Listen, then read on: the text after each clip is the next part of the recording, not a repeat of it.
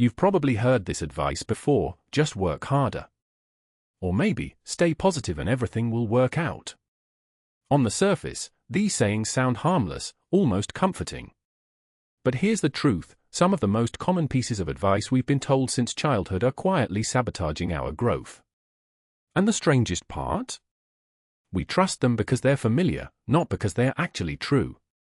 Today, I want to walk with you through a few of the most dangerous bits of advice that still circulate like old hand-me-downs, mindset myths that sound wise but can trap us in frustration, burnout, or even regret. And I'm not speaking from theory. I've believed some of these myself, carried them around like guiding principles, only to find out, years later, they were quietly steering me off course.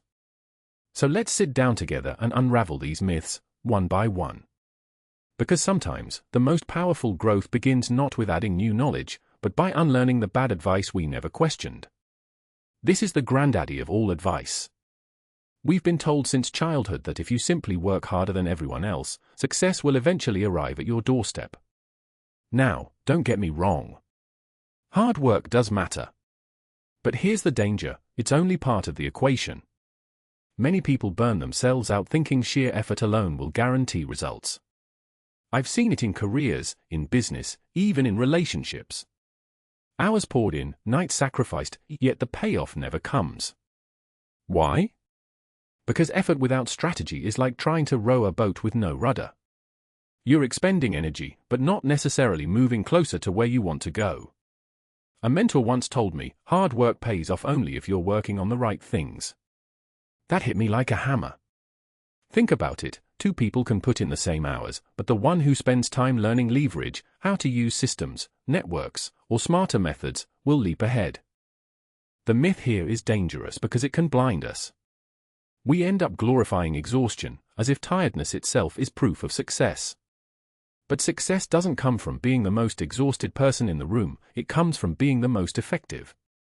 So if hard work isn't the golden ticket, what about another piece of advice we hear all the time: just stay positive? The idea sounds uplifting, doesn't it? Just stay positive. As if by sheer optimism, every problem will shrink away. But life isn't that simple. I once knew someone who clung to positivity so tightly, they refused to acknowledge when things were falling apart. A failing business? Don't worry, something will turn up. Mounting debt? Stay positive.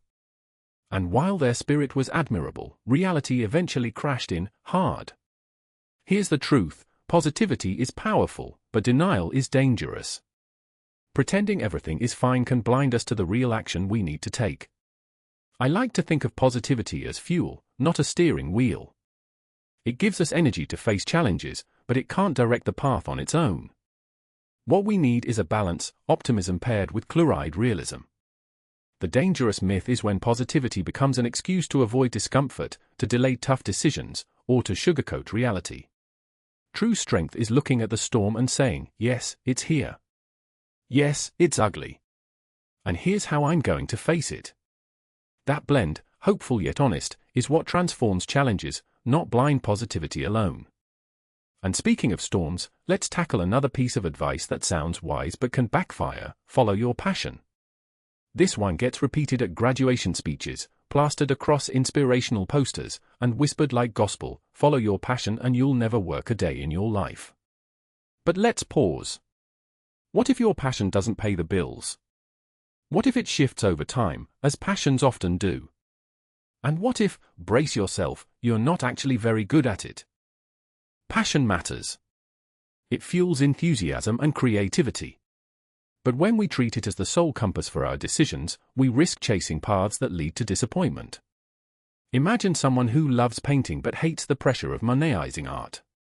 Forcing passion into livelihood can sometimes kill the joy that made it meaningful in the first place. What works better? Aligning passion with usefulness. Ask, where does what I love intersect with what the world needs? That's where passion becomes more than a hobby, it becomes purpose.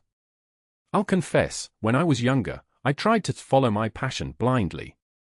And I ended up broke, frustrated, and questioning myself. It wasn't until I started asking how my interests could serve others that doors began opening. Passion became fuel, not the destination. The myth here is that passion alone is enough. In truth, it's the intersection of passion, skill, and demand that creates sustainable success. But if passion isn't enough, maybe you've heard this one: never quit. Sounds noble, right? Let's explore that. We glorify perseverance. And for good reason. Persistence is often the difference between those who succeed and those who give up too soon. But here's where the advice turns dangerous, when it becomes never quit, no matter what. There are moments in life when quitting is not weakness, it's wisdom. Sticking to a failing path just because you don't want to look like a quitter can cost you years. Think of it this way: quitting the wrong thing creates space for the right thing. Every successful person you admire has likely quit something that wasn't working. They weren't giving up, they were redirecting. I once stayed in a job far too long because I wanted to prove I was tough enough to stick it out. Looking back, that stubbornness didn't make me stronger, it just delayed me from finding work that actually lit me up. So here's the subtle truth: winners quit strategically. They know the difference between giving up because it's hard and stepping away because it's no longer aligned with growth. Never quit sounds noble. But quit wisely is the advice that actually builds a fulfilling life. Now, let's look at one final myth that many of us, deep down, still believe: you have to have it all figured out. From school days to adulthood, we're bombarded with the idea that successful people know exactly what they're doing, that they have a 5-year plan, a clear purpose, and unshakable certainty. But let me tell you something I wish someone had told me earlier: nobody has it all figured out. Not the leaders you admire, not the entrepreneurs you follow, not even the mentors you look up to. They're experimenting, adjusting, and stumbling forward just like the rest of us. The danger of this myth is paralysis. Believing you must have total clarity before moving keeps you stuck. You wait for the perfect plan that never arrives. The reality? Clarity often comes from action. You learn by doing, by trying, by making mistakes and then adjusting. Think of it like driving at night: you don't see the entire road, just the next 50 feet. But as you move forward, more of the road reveals itself. The truth is, progress doesn't require certainty. It requires courage to take the next step, even if the full picture isn't clear. So let's recap the dangerous advice we still trust: hard work pays off, only if it's smart work. Positivity helps, if it doesn't blind you. Passion fuels you, but needs purpose. Winners do quit, strategically. And no, you don't have to have it all figured out, you just have to keep moving. The next time you hear one of these catchy bits of advice, pause. Ask yourself, is this wisdom or just a well-worn myth? And if today's episode sparked something in you, I'd love to hear it. Which of these myths have you lived through yourself? Share your story below, I'll be reading.